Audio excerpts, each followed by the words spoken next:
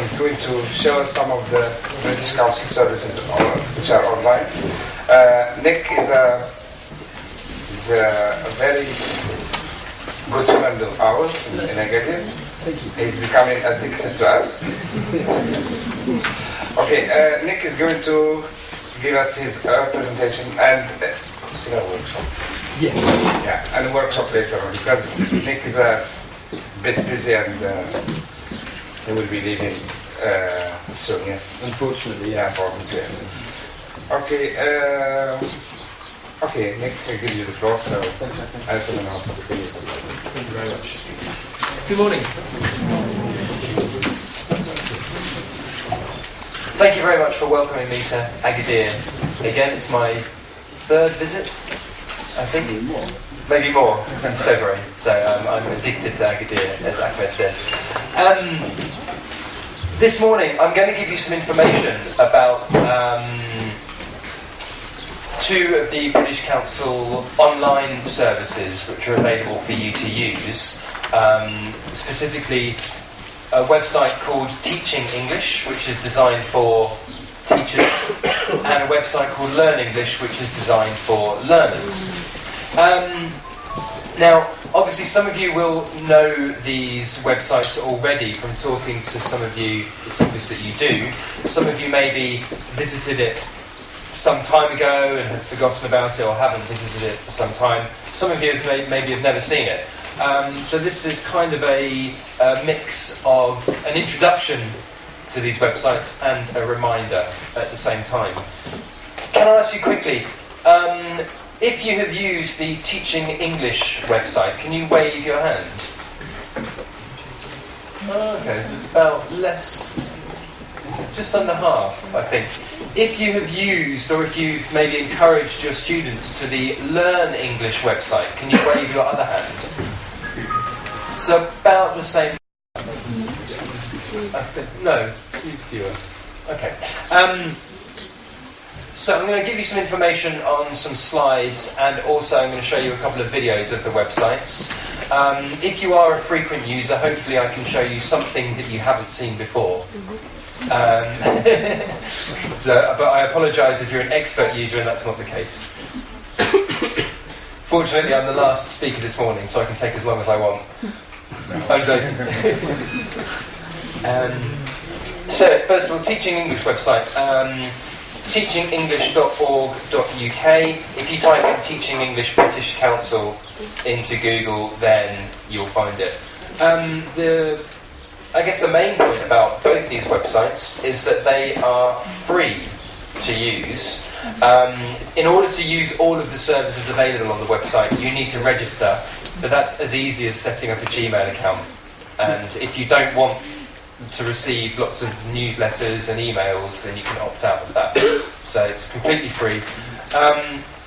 It's best known for its lesson plans and activities and resources, but there are a myriad of uses of the website, far more than using it to plan your lessons with, although obviously that's the main reason why people use it.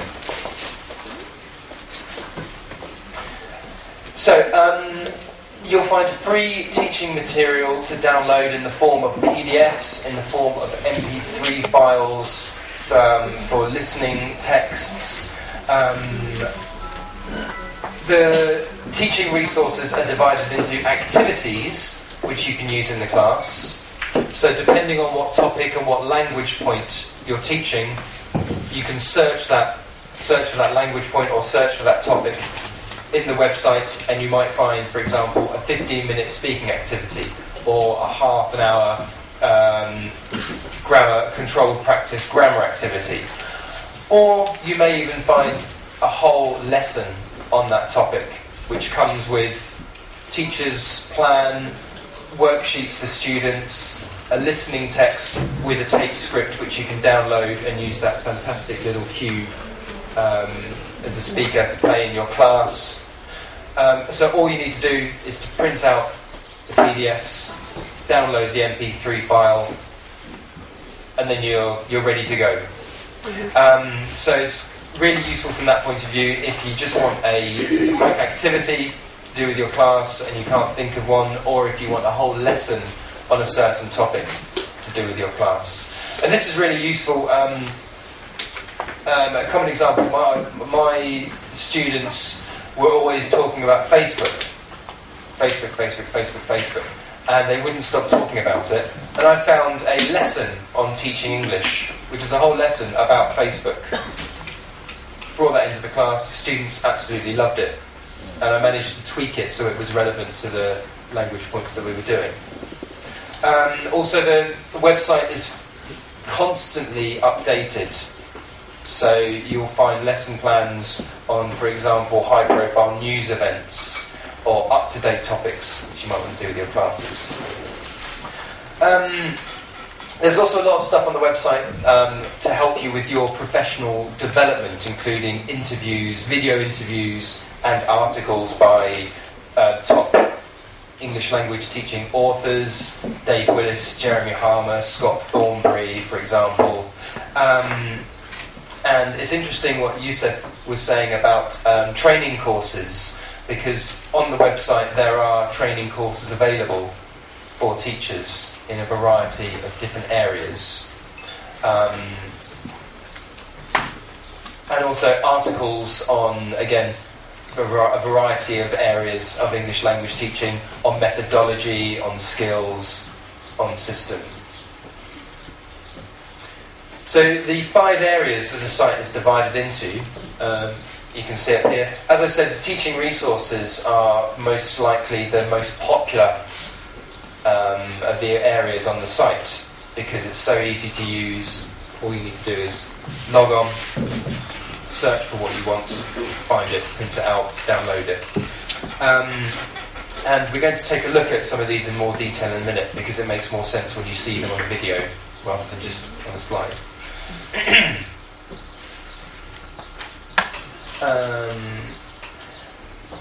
There are also links from the Teaching English page where there are connections with the 2 sites, British Council websites for learners, which are Learn English, which has the green logo, and Learn English Kids with the orange logo. Learn English Kids is designed for primary age children up to around the age of 9, 10, I think. So if you do work in that area as well, then please do check that site out, because there's lots of great stuff on there. Okay, let's have a look at a couple of videos which will show what's on the site in more detail. Let's have a look here. So I'm just going to talk through this video as we play it.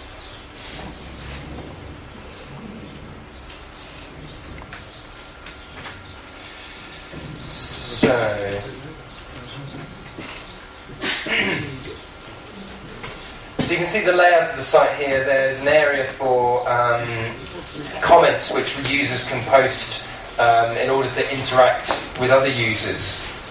So there's an element of interactivity on the website as well if you're a user. You can see the directory at the bottom, all of the information that's available in the 5 different areas. Also, if you want to, the site will link to your Facebook account or to your Twitter feed if you're a Twitter user, so you can see the constant updates come to your Facebook page.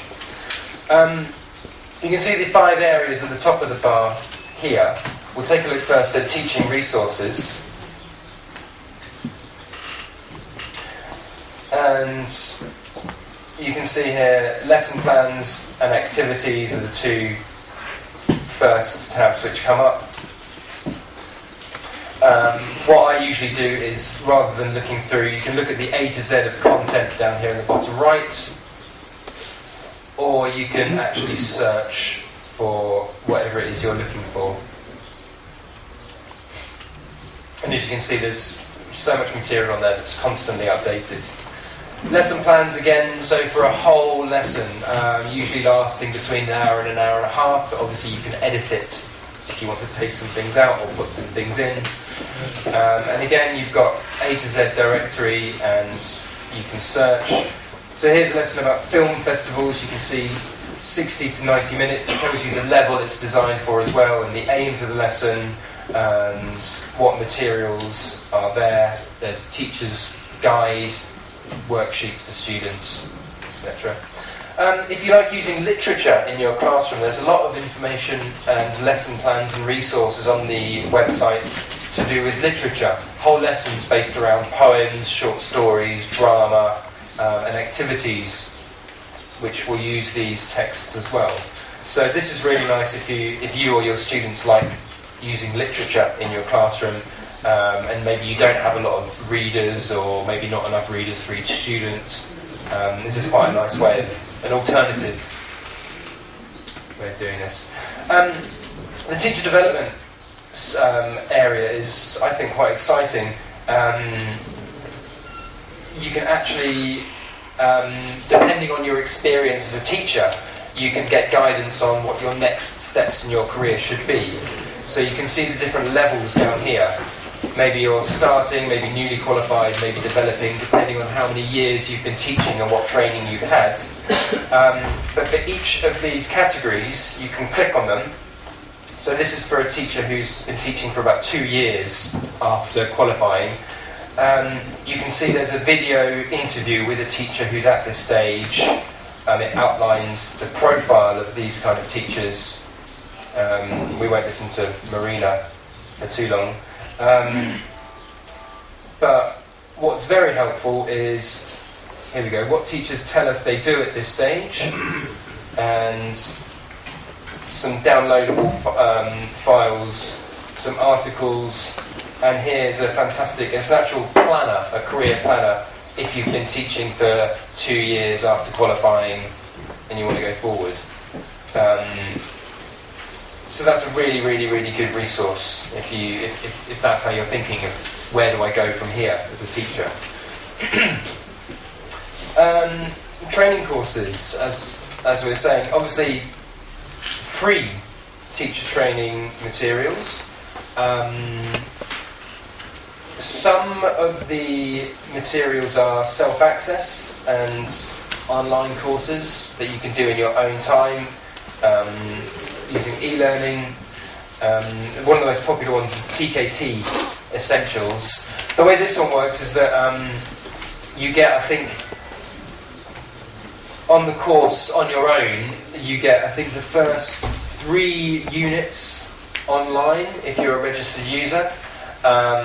And what the site encourages you to do is to contact your local British Council office or representative, which is me, and basically if enough people say we want to do this online training course, then we can organise it. It's still for free, obviously. One more thing, how do I do for time? 2 minutes. Okay. Also, on the Teaching English website, there is there's an element of interactivity.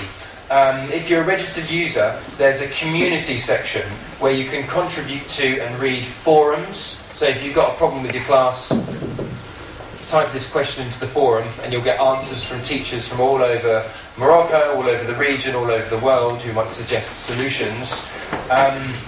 There's also a chance to forge networks as well with other teachers. So in the same way that you would find Facebook friends, you can do this from other registered teachers on the website. And also there's a template for your blog. So if you have been thinking about using a blog or setting up a blog, but you're not really sure, don't really know if you've got the time to do it, if you register as a user, it gives you a space where you can write a blog.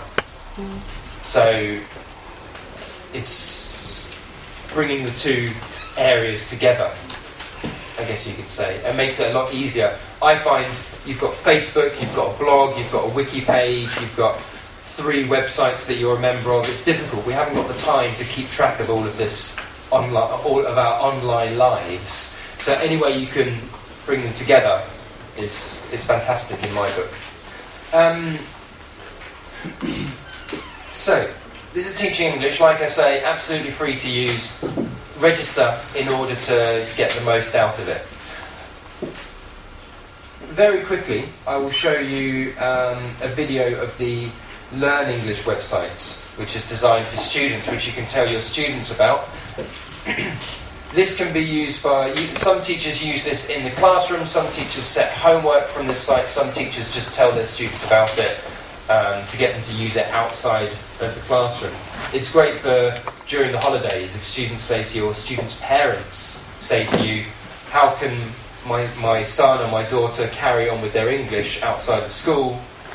This is one of the online resources they can use. Again, it's free. You need to register in order to make the most out of it, but you don't have to pay anything. So very easy to find. I'm just Googling, there you go, Learn English, British Council. Thankfully it's the first one that comes up. And again, the layout of the site is very similar to the Teaching English website.